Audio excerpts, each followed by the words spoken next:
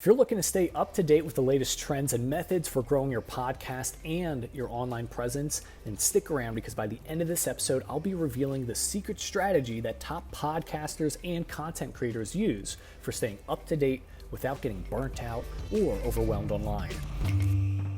Hey everyone, welcome to Impact Podcaster Academy. My name is Alec Cass and I help podcasters create more impact and income online without them needing to rely on getting sponsors or going viral. So, have you ever heard of this saying that goes, marry the method, not the model? I actually remember hearing this from Craig Groeschel. He was teaching this concept in his leadership podcast. And around a year, the first year into starting my online endeavors, I met my fiance.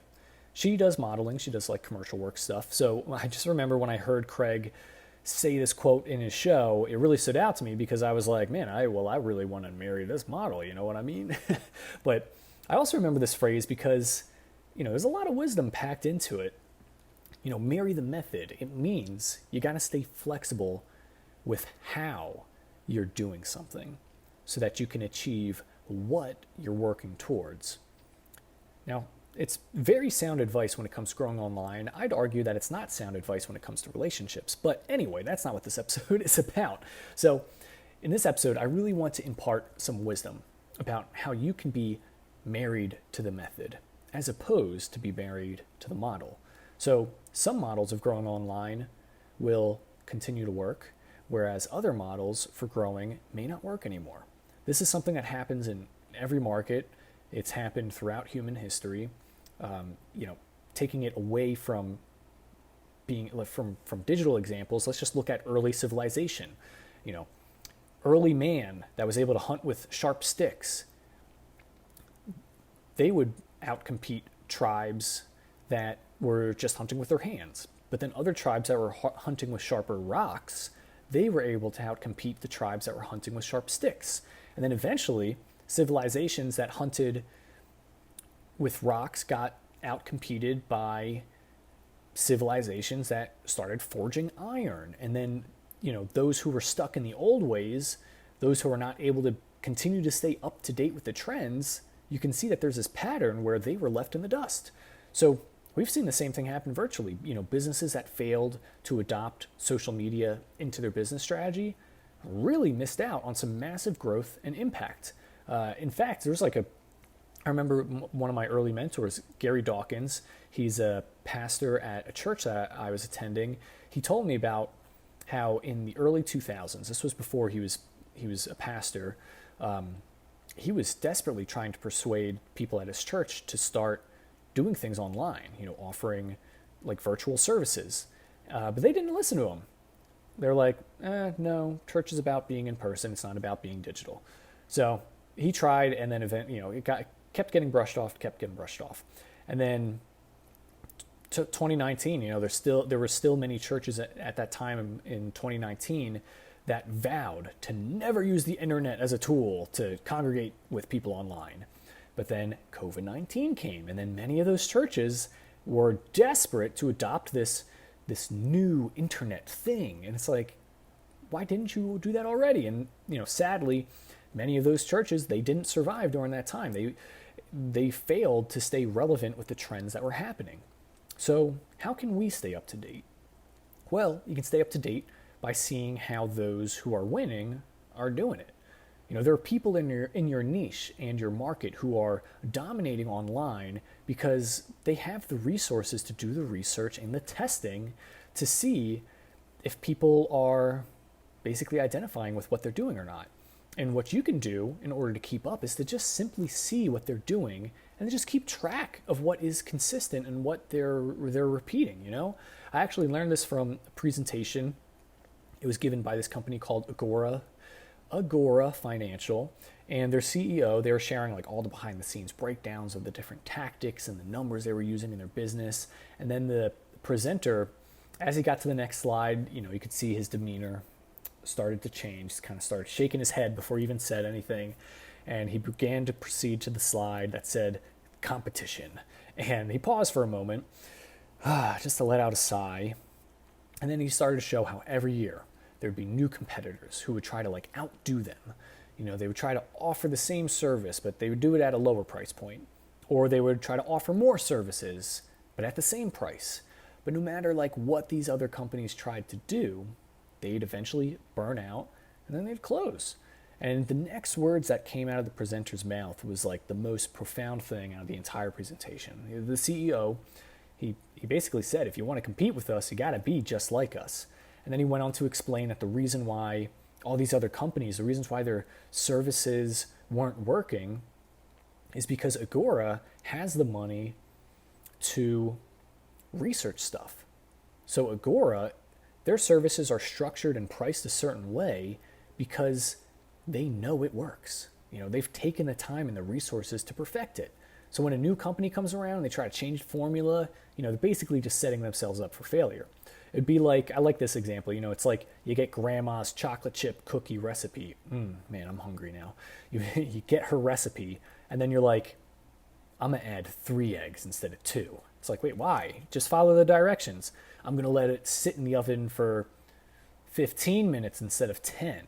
Or 5 minutes. And it's like, no, you're changing it and now it's just not gonna be as good as her cookies. Just follow the recipe, But the CEO, he kind of like wrapped up his thing and he was saying, if you want to be successful, you got to model those who are successful.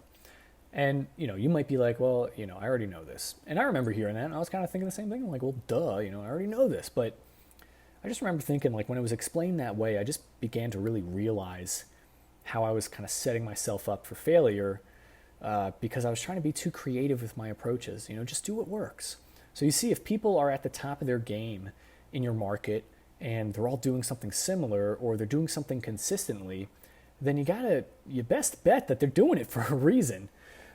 So to see what the successful brands are doing, you got to take time to research and seek out those brands who are in your market. You could pull inspiration from their posts that are performing really well. You could pull inspiration from the types of content that they're posting.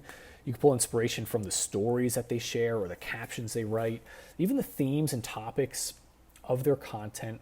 These are things that you can pull inspiration from to apply to your own stuff, to your own work that you're doing. So, people are already going viral.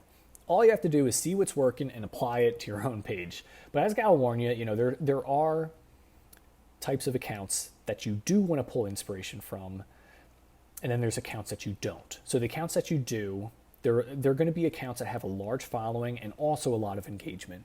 So the engagement, is important because let's say you look at a page that has 100,000 followers, but they only get 100 likes per post. That's a sign that that's not a good page to mimic.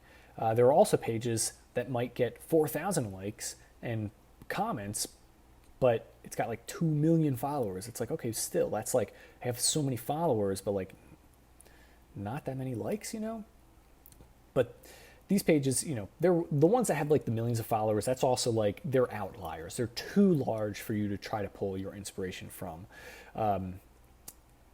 And, they might be celebrities, for example. Don't follow what the celebrity accounts are doing because, for example, let's say Joe Rogan decides to go on his podcast wearing underwear one day. That's probably going to go very viral. People are going to be like, what the? He only was wearing tighty whities. That's insane. Everyone's going to talk about it, but you know what? No one's going to talk about a small podcaster doing that. They'd be like, he's weird. But Joe Rogan does it. He's already got a big following. Now he's an innovator, So anyway, if you're having trouble finding Instagram pages that are doing well in your market, there are ways that you can quickly find these brands and you can look at the content that they're doing and they're posting on Instagram. The best way to do this is you could just simply use a search page on Instagram. You could look up words or phrases that are popular in your market or niche. It could be words that describe, it could be words that describe your market. It could be words that describe your niche. Even if you search a word that may not be too popular, Instagram still allows you to check other popular hashtags that are related to what you're searching. So, click on a post that's very popular in that hashtag, explore the accounts that posted content, and then even explore like the captions and the comments on those pages. But let's say you found an account that has a lot of followers. It's got a lot of engagement and content that's related to your market. At the time of this writing, Instagram will actually show you other accounts that are similar to that account as well. So typically, when you go on a person's page, there'll be a button that will show up. It'll be a little drop-down menu. On the far right, it's like in the same horizontal plane as the follow button. And you click that, it'll drop down and it'll show you a whole bunch of accounts that are similar to the one that you are currently looking at. And if this feature is not working or it's removed, you could always look at who that account is following as well. They're more likely to follow other accounts that are similar to theirs as well, or they follow accounts that have like a greater following than their own. So this method will really likely lead you down like a rabbit hole of research as you're looking at these other accounts, which is a good thing. You want to have a bunch of pages, a bunch of hashtags and content that are coming across that you can use as inspiration for your own account.